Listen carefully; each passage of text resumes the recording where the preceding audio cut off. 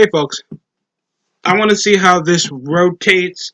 So I'll do regular 1 o'clock to 4 o'clock or higher afternoon games. Separate takes will be on the more important games like Game of the Week, Monday night, Thursday night, and Sunday night football. And just see how that even, what gels in a bit higher, that kind of comes into the viewership rate and how many people watch it in a longer span, or just how I feel more comfortable talking that specific amount of subjects. So I think the more bigger games that were people more enticed to watch. I already had a take on Game of the Week: Saints versus Buccaneers. So, there was actually some entertaining showcases. Matt Ryan had an absolute shootout with Russell Wilson. A great offensive back and forth, but the secondary just could not keep up with Davante Adams at all. Rodgers just two-step drop, shotgun, snap it over to Adams or Aaron Jones just comes around snapping it up for first downs. Handoff inside, and they just continue to just rather up the gap. Aaron Jones went for 66 yards for 16 carries in that game with a touchdown, averaging at least 4 yards. The only person that actually averaged a bit higher only had 3, and it was Tyler Ervin. Everybody, I think, in the receiving core that's important. Allen Lazard came off a flat for a touchdown, a play action, hits Davante Adams twice. Marquez Valdes scalding, went for a deep touchdown throw, and he only got 97 yards. The highlights literally came off Davante Adams. Tyler Ervin was only hit for a short pass over a first down. There was a rarity of a drop, and the Vikings wouldn't pick it up, and it was a slow-paced first half. To be honest, the Packers were keeping it off because they were holding on to a safety. I couldn't find any other reason to keep going back to watch back the game, but in some points Dalvin Cook was cooking. I can barely point out other than Thielen and of course Rudolph picking up some decent first downs for Morley Thielen. He went 1-1, and there was a time when he went over 10 weeks with going over 100 yards receiving. He had 2 touchdowns. Bizzle Johnson, Alexander Mattison being a backup running back for Dalvin Cook, went tied in rushing yards, and he did half the carries. You can see how much of a red zone threat he is down the middle, and it was easy for him to score that little handoff first down. And that's particularly coming from the facets of how many times Kirk Cousins got sacked, even though Eric Kendricks was the only possible way to keep the team alive off one of his big tackles for losses over Aaron Jones when he came to one small handoff. Holton Hill, Anthony Barr was barely a factor. It was just pass after pass after pass, and it kind of shows the loss of a really good secondary. And that's tough to say, even though they still have great talent. And I thought Anthony Barr one time was on the Jets, even though that was just a freaking rumor. Chris Mike Bourne gets burned. Nearly Shamar Stevens gets burned. And Xavier Rhodes. Oh boy, even if he was back here, he wouldn't help. It wouldn't help. Even though how frequently irrelevant their sense of weaponry is used to the balance of a decent run game, and the O-line actually came to play. The Packers picked this up in a really high-scoring game. We also had the Jaguars beat the Colts. Wait, um, no. I'm being super serious. I'm not playing around. The Jaguars beat the Colts. I think they overran it with multiple scores, and I don't know what the hell was happening with the offense. It ended up 20-27. It's a shocker because you would think with the team that the Colts have more than the Jaguars that were rebuilding that they would come out swinging. And they did start a bit strong, but who started off with a touchdown? It was Hines for a touchdown. And then just two unanswered 14 points over a tied game after Minshew got intercepted. Then he hits DJ Chark for a touchdown for 6 yards down the red zone, and then a short pass over to Shenault. It just went to turnover city, and you don't know how many people missed field goals in this game. There was also the primetime game with the Titans and Steven Gostkowski just thinking that he doesn't know if there was new controls for the kicking mechanic in Madden. He went like 0-3 off 40-yard kicks. I can't tell you how depressed I was to see that garbage. Let's go over more of the other full games I watched. And primarily to be found, I did catch a glimpse of the Seahawks versus Falcons game, and I had to say, this Seahawks team is freaking scary. It wouldn't shock me if they take the division. Of course, Riley Ridley, Calvin Ridley, and of course, Julio Jones did their part tremendously. I think they went for a combined 300 yards. The guys were scary off the field. Let's just go around how in the hell you couldn't stop DK Metcalf and Tyler Lockett for deep route plays in that crazy one down I think near the 15. He hit DK Metcalf for. Chris Carson was also a major factor. David Moore went for a little 25-yard bomb down midfield. I think that got called over. Greg Olsen doesn't seem to play major factor other than just another body to throw to. Is he better than Graham? Depends. Jacob Hollister expected a bit more over most of what he's been shown last season. He only had only one catch. But it was at least throwing 9 yards, so I mean he's better than 5. And Wilson, whenever he just had the chance, he would just run the ball. He was the leading rusher. Carlos Hyde and Chris Carson, and Hyde just came out down a short gain to get a touchdown over just first down, handoff draw, first down of Chris Carson. Even though he only carried at 6, these guys still average at least near 4 yards each. That's still a good yard average. Even though Russell Wilson only did 3 carries, and he still did higher than their starter running back, and he went for 322 with 4 touchdowns with no interceptions, with a 31 of 35, and he wasn't even the best quarterback of the week. The highest in yardage was Matt Ryan, going for 450 with 2 touchdowns, with 1 interception and going 37 of 54. There was a couple small drops of Ridley. I think I remember somebody else dropping the ball. It was either Hayden Hurst that only was targeted 5 times. He dropped a red zone pass that could have had them win the game. A failed kick recovery. And you know what I'm going to tell you is scary stats, right? We had not only a bombshell 29 completed catches. These guys had the same target rate. These guys were targeted, 3 receivers were targeted 12 times. All 3 had 9 receptions and went over 100 yards. That was Julio Jones. That was the leader in receiving yards. Calvin Ridley, that was the leader in touchdown receptions. And Russell Gage, that had the 3rd most yards. 114, 130, and of course 157 for Julio Jones. Ado Smith, I would like if they had that natural slot and Taylor Gabriel, because I know he's still available.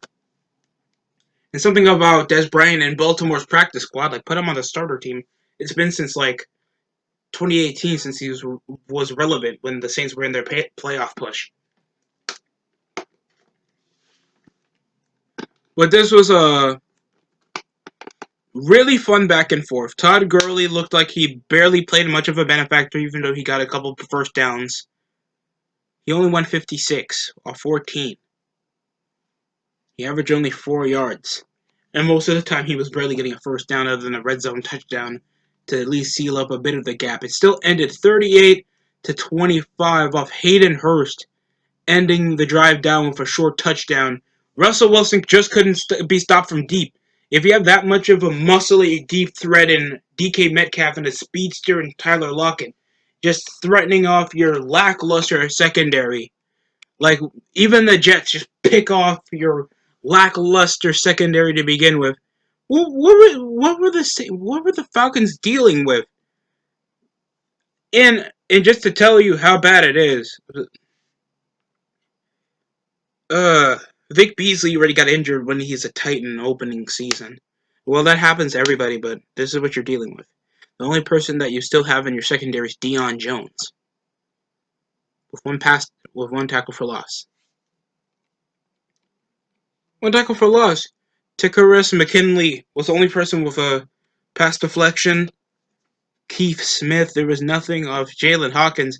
And something about, I forgot, I think it was either the Bills or some other team opting, or most, like, I think it had the most players opting out for the season. And it's like, where the hell this came from? That was completely ridiculous. Next up, we had the Bills and Jets. That was a 1 o'clock game. And there was only one highlight. I mean, Jamison Crowder had some decent deep grabs. There was one wheel play over for Le'Veon Bell, and that was the only time he was utilized in any offensive set. Because anything else, Jamison Crowder dropped the ball. Another receiver dropped the ball. Penalty. Could barely run. The O-line couldn't pass block. The Jets are just a mess. They lose 17-27. We only had one rushing touchdown from Josh Allen, and it ended with a passing touchdown down their tight end. And we saw what Stephon Diggs did with a couple of fun deep plays over from Josh Allen, finally having that premier receiver to use for the Buffalo Bills. I had to say, this was a fun game if you were a Bills fan. You thought I was about to say fun game in general. No one says in a 10-point deficit this was a fun game unless it at least had some decent highlights coming from both teams. It was decent highlights coming from Josh Allen. Whatever the defense was doing to shut out the terrible deep plays, because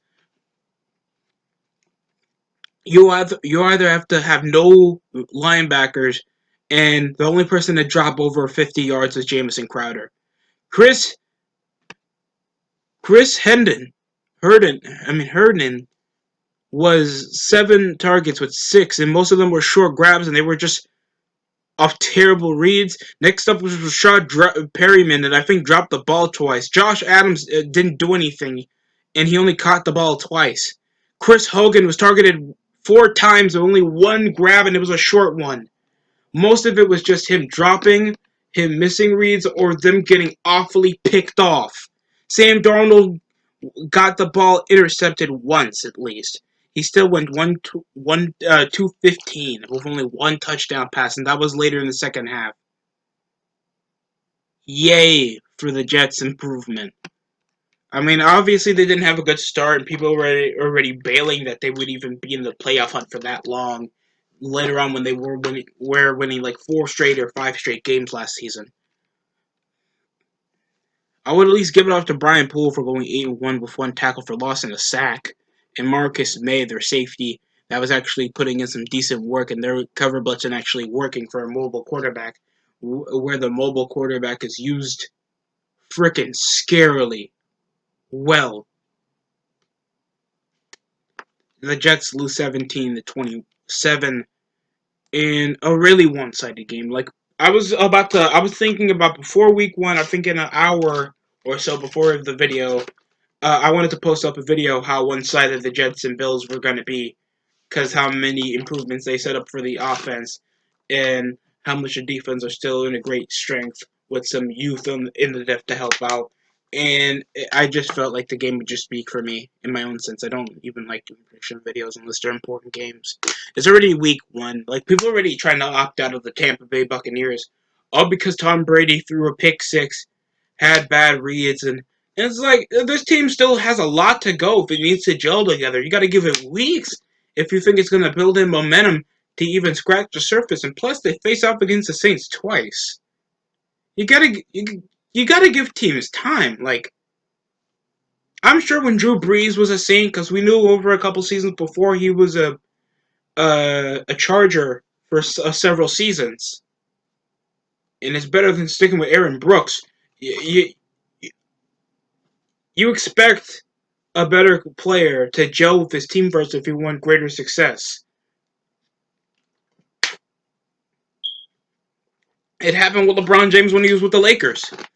They went sub 500 last season. They went ninth seed in his first year when he was stuck with a lot of youth, and then later on, when they had the max contracts, when they had Anthony Davis, and all the better depth and just a better coaching system, they are now in the Western Conference Finals. So, you got to give stuff time. I mean, obviously it's a difference because LeBron James is in his mid 30s. So Tom Brady's like near 40s. So, uh, whole different. Yeah, Josh Allen went for 312 with 2 touchdowns, one being a carrying touchdown. Him still leading, even though he got Devin Singletary. He went 57 with 1 touchdown, and that was later in the second half. Stephon Diggs really proved himself. Sad enough he didn't get a touchdown reception, but you still have time. John Brown was there on the deep balls when they mattered and literally bruised through May, and they were just abusing the weak right field of the Jets. And every time Darnold thought he had somebody covered, he gets picked off. You got to give it in for Matt Marlowe, Tre'Davious White, Taron Johnson for that mess and how many sacks they got on this guy. That had to go to Mario Addison and, of course, Trent Murphy. They end up with one win. Second, I think they're at least second right now to the Patriots that also had a big win over the Dolphins. I mean, it was expected. It was the Dolphins. I mean, they're not a playoff contender at any means, and they're still starting Ryan Fitzpatrick. The most you can get is just Devontae Parker just making sure he doesn't drop more than one ball. They lose 11-21 because of the incompetence. There was no passing touchdown thrown the entire game. 2 rushing touchdowns, and they were utilizing the same way the Ravens were. Using off Sony Michel to attack the gut and the outside, and just option plays for Cam Newton. So it's a really fast-paced style team where they don't have to utilize pocket passing, even though Cam Newton has an arm. And it was shown all over. Fitzpatrick just kept throwing those bad reads over for interceptions. One even really obvious to Stephon Gilmore to get his first interception of the season. Wow. This was obviously a one-sided game, even though Fitzpatrick played really poorly. I think he was the worst quarterback of the lot this week with 3 picks, going 20 of 30 with 191. Myles Gaskins didn't make a difference. So did Matt Breida, former 49er, and Devontae Parker. They only went 47 with only 4 catches. So at least he's 4 for 4 in that essence. Mike Gesicki only had like 1 short grab and thought he was doing something. And Preston Williams was just there. I just think he's a generic slot, in my opinion. And there's, of course, Bobby McCain that picked off Cam Newton, that deflected something off Cam Newton, and Christian Wilkins that had some crazy pass deflections I thought he even sacked, or I think that was Jerome Baker that had that crazy aggressive sack on Cam Newton. That was also assisted off Kyle Van Noy that even stopped Sony Michel in one play. And Christian Wilkins that also had a crazy sack on him. But I thought that was somebody else. Eric Rowe barely played a factor in this. They have good linebackers. I like the defense of the... Sort of like the defense for the Dolphins. Because that's the only thing holding them up. They can just build on the defense. But I wish they had a more improved, try to get Antonio Brown. Like, be the ass kissers or something. I don't care. You need a prime threat, and I think he's desperate to play for even a rebuilding team at this point. Cam Newton went 155, but that was off his 2 carrying touchdown. He was the leading rusher over Sony Michel. That did have 10 carries, but he was sort of used just inch by inch in that comparison with Rex Buckhead. Julian Edelman was the lead receiver. He had that crazy catch down midfield, and it looked so cool. Another grab off the tight end of I forgot, it was the tight end for the Baltimore Ravens that had that crazy grab. I think that was the best touchdown of week 1. Obviously there was better ones, but yeah, there was Damari Bayard that forced a fumble, McNeil Harry that got a fumbled, and he lost it anyway. He lost the ball. He lost the freaking ball. Stephon Gilmore, Adrian Phillips, J.C. Jackson, and one off Jaquan Williams. It was not a good game. It was not a good game for the Dolphins at any means.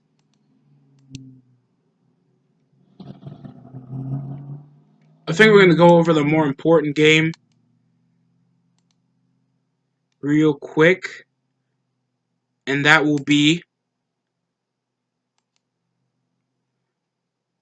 uh the Browns and Ravens. Because I was really pissed off. You thought I was going to say 49ers and Bengals. I'm not going to try to give Blake Show the satisfaction. Because I will get angry. Because I'm already angry. I've always been angry. Because you expected a lot over the offseason. I already made my points over the offseason for the Browns. And over their lackluster position and growth. I mean, the only thing they did was try to produce their O-line to at least some semblance to. They only scored 6 points off a failed extra kick. They only scored 6. How is this different from Fred Kitchens? And you had Washington give Ron Rivera over this. 6 points in the first quarter. Where was that for the rest of the game? What happened? 21 of 39 with an interception. I think I was trying to say Hayden Hurst, but I think he went to a different team. And you see Kareem Hunt and Nick Chubb just carry the hell out of this team, going for first downs, at least averaging at least 5 yards a carry. Because how pissing drunk Baker Mayfield can be up the pocket. Jarvis Landry can barely get a grab. There was only one play action, basic ass college 90s play from David Njoku for a red zone touchdown. And Odell Beckham was targeted 10 times and somehow only caught the ball 3. He dropped a basic in route. Outside ball looked like it barely grazed him, and most of the time Baker Mayfield was too stuffed up the pocket to even throw it to him correctly. But some of those were just minor drops. Then he just threw a bonehead incomplete pass over a deep ball to probably Jarvis Landry. That's sad to say, better than Odell Beckham. That's been completely having the worst seasons since being here on the Browns. He'll come around scoring a touchdown or two in a primetime game, but know that he was targeted like 11 times and he dropped the ball 3 or 6.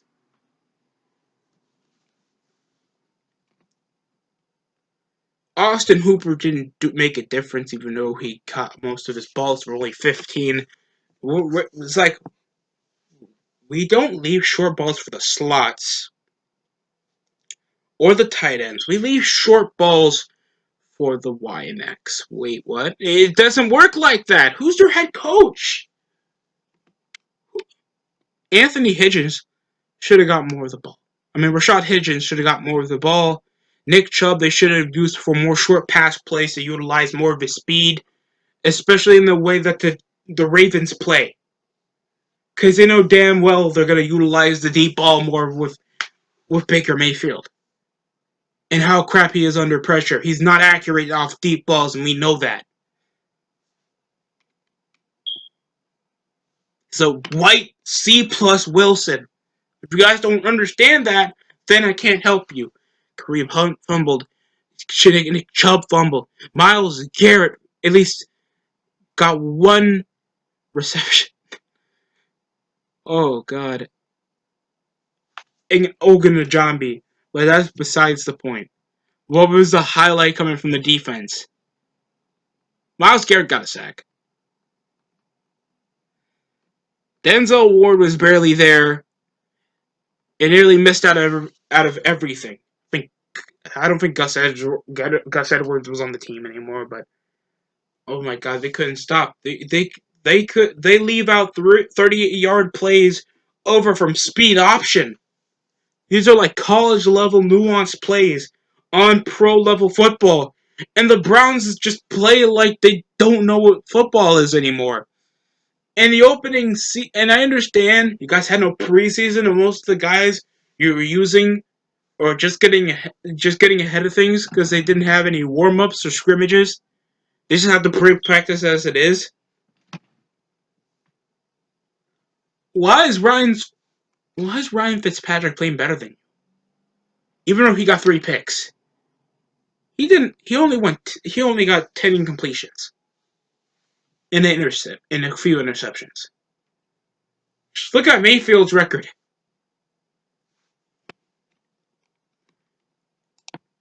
What did you expect off the Ravens?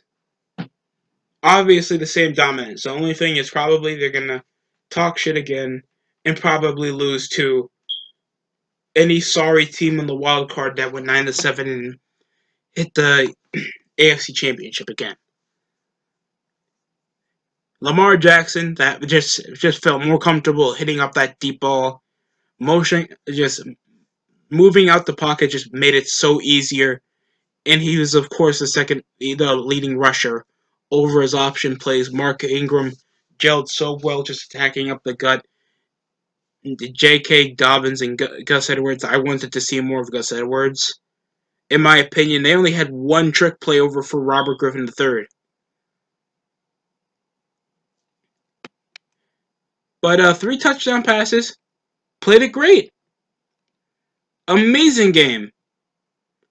We had Marquise Brown going 101. He had some crazy catches down the deep end, keeping those safeties not on their toes at all. Willie Snead was, I think, for a super wide open touchdowns. Here it is. Mark Andrews had his first touchdown being a huge one-handed grab over in the red zone by Lamar Jackson. This was just highlight level plays. If I see 3 men get spin moved by Lamar Jackson, he's getting an automatic vote from me for MVP. I will. I'll do it. I saw that Bengals game live when I had the red zones, man. When I had the red zone, man, and I saw that, I was like, I don't. If you're a Bengals fan, you have to commit seppuku. It's cool if you got one spin move on you. It's fine. It happens to everybody. You get your teammate as well to get spin move. He got to assist you in the seppuku. And of course, we had Miles Boykins. That was about it. You thought I had something else to say.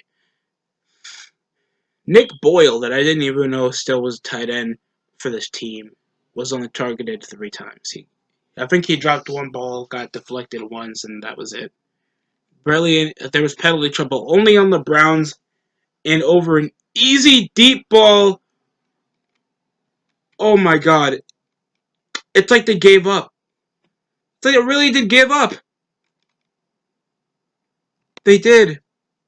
Like one easy deep pass over to, I think this was Atlanta, over to DK Metcalf. They called it some kind of lack of sportsmanship call, and then a pass interference, and then they reverse it. Or I think I got the calls messed up. Marlon Humphreys got a pass deflection and an interception. Played amazing. So did Calais Campbell, Marcus Peters, doing better than he did in LA. And this is going to be more scary. The only thing that could have made this worse if they had Jamal. Too bad he's in Seattle. Seattle got a lot to work with. So that's practically it. The Browns lose a devastating 6-38 against the Baltimore Ravens. I just really hope some of these. Oh my god. I'll deal with the primetime games and the game of the weeks in different videos because those are more important games in a certain way I say it. Just makes it sound more important than it deserves to be touched in an individual set. So I'll deal with the Cowboys and Rams in a separate video. I'm already setting up for the Buccaneers and Saints recap later on. So we also had Lions and Bears that had a close thriller off midfield.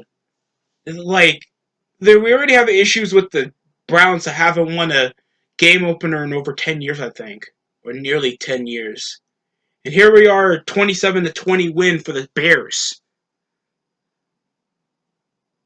off a clutch defense of hitting only Kerryon Johnson once and then just chucking it out, chucking it out. Matthew Stafford God just hates him. Mitchell Trubisky hits a clutch one down over to the corner to his receiver, and that was great. That was a great play. Winning, just winning up the game for the Bears, and this was just a crazy win. But let's go over probably the last game I'm going to talk about this week, and no, we also had no, not entirely. We also had the Bengals Chargers. Uh, just start the rookie already. Tyrod Tyrod just he didn't get picked off twice, and he had a poor completion rating. Trent Williams, nearly everybody dropped the ball, and it looked like Keenan Allen barely played a factor. Congrats to a first touchdown pass for Joe Burrow, but this was like a 16-13 game. The Bengals won this easy off a missed field goal in overtime. So this was a really boring game in my opinion, but a decent debut for Joe Burrow. It looked like there was only one issue, and I don't critique because obviously I'm a lineman. If you guys ever see me in person, I'm a lineman built to it, so I at least know how linemen work.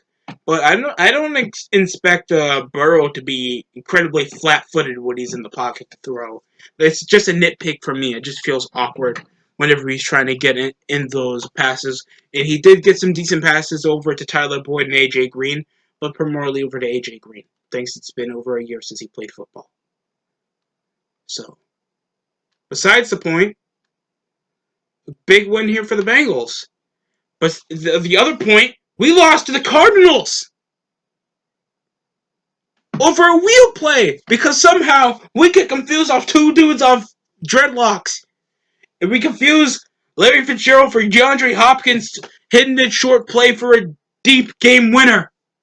And somehow we couldn't capitalize. And we were doing so good. We had some great first downs over to George Kittle. Great, our rushing team over McKinney that hasn't played a lick of football for nearly over a year. Great, our defense was locking stuff down. We were sacking up Kyler Murray until he just gets out of the pocket, and for that I say let him through. He is too fast for life, and it proves in that cycle. The game was fun, fast-paced, and we saw the best of both what the Cardinals can do, what the 49ers can do. And they still have on paper when and for real, the best defense in the league. And people, in my opinion, that's too much praise, but still one of the best, one of maybe the most memorable defense. And what I mean that I just mean they have a great front seven. And Richard Sherman is just a great anchor. I just felt like this, if it wasn't for our offense just not letting stuff down, and I didn't even know Emmanuel Sanders went to the Saints after he was done with the 49ers when we traded for him. I could say one thing. That secondary held up the 49ers on the deep plays. Well, Budda Baker, Patrick Peterson with clutch, Byron Murphy with 2 clutch pass deflections. Budda Baker went 10 of 15. The guy went crazy. Off DeAndre, Jordan Hicks got a big swat of the ball and a tackle for loss. Dre Fitzpatrick only went 3-0 when the guy took it like he did something after the pass deflection over the clutch. I mean the incompletion off the cause of Budda Baker, and he's like, "Woo, let's go!" Like he did something. Besides the point, Kyler Murray played amazing. Of course, he's the leading rusher. 91 yards. He had a rushing touchdown with 230 yards. Did throw a bonehead pick, though. Kenyon Drake, Chase Edmonds rushed over near the red zone, but then they just gave it off to Kenyon Drake. Didn't know him. He was a former Dolphins running back. DeAndre Hopkins went 151 with Larry Fitzgerald, but the only person to catch a touchdown was Chase Edmonds. He only got one silly fumble out the way. I think they recovered it easily. 49ers, George Kittle, majorly targeted for first down plays, especially going for 44 of Raheem Mostert and Kendrick Bourne. The only issue is Kendrick Bourne, it's just Kyle Gesicki and George Kittle or whatever Kendrick Bourne gets open. I don't think like we have good prime receivers. That's technically our fault for our risque trades to at least get some offensive threats during the second half of the season. Jimmy Garoppolo did throw 2 touchdowns with 259, so in the passing detriment, he was just a bit inconsistent, man, and that's rough for me to say, but 9 of 33 off the field, and you still got 2 touchdown passes. That does show a bit of a problem. Jerick McKinnon returns, man. But only 3 carries. He was near a touchdown if it wasn't for a callback. He averaged 8 yards off his 3 carries, so that's at least a positive. Even though Raheem was was pretty better. And yeah, that's pretty much it. Monstead and McKinnon were the best players. Next to Nick Bosa that forced a fumble, and I think he got a sack. There were many. Jimmy Ward came off a deep ball. DJ Jones, Freddie Wagner from the pocket, and of course Tart. That's just fun to say. And Emmanuel Mosley came with an 11 of 5. He was closing into a sack. So was Q1 Alexander, but he came off a pass deflection when he was getting through a tackle. And Richard Sherman, Fred Wagner. I could see the disgust on the defensive coordinator's face when he saw that we just couldn't stop DeAndre Hopkins, and it's shown. It's a tough loss, but what you're gonna do? The Cardinals were actually looking like a way better team. They look way better instead of coping on C.J. Mosley and a whole lot of the older talent. Sticking with the youth, I'm liking Bubba. I'm liking their secondary improvements. Their offense seems to be way threatening with Hopkins, and the roles he has with Larry Fitzgerald. It's just gonna make their games way funner. So I'm rooting a bit for the Cardinals. Even though we're rival teams, we will play against them twice. It's expected. But hell, they give us a hell of a good game, especially for NFC champions. So I'll give them that much. This was my recap. We lose 24-20. You don't if you want to ask me again. So we're currently 0-1. The only teams with a win in the AFC in the NFC West is currently the Cardinals, the Seahawks, and the Rams. After the win against the Cowboys, we come with only one loss. I think the Giants just lost to the Steelers. I'll just go over most of the statistics when I do my predictions. Predictions, but other than that, this was a solid week one, even though a loss of fans to watch the games. But other than that, it's still nice to have football back. Besides most of the politics, if I were you, I would just ignore it. If you're trying to focus back on what really gets you going in the day, but this was a good week one. Hopefully, week two will get more exciting. I think we start Thursday night football with Browns and Bengals. That's the most I'll tell you about that. But I don't know how that game's gonna go because one team played better than the other. So depending on how these guys are conditioned, might be a fun game. Thursday night football was literally in the up and up, like back in 2018 and 2017. Yeah, but that's the recap for you. Thanks for watching. Hopefully you stay tuned for my take on the Titans Steelers, the Cowboys Rams, Buccaneers Saints, and of course, no, it's Giants Steelers and Titans. My God, I forgot who they had. But that's besides the point. Thanks for watching.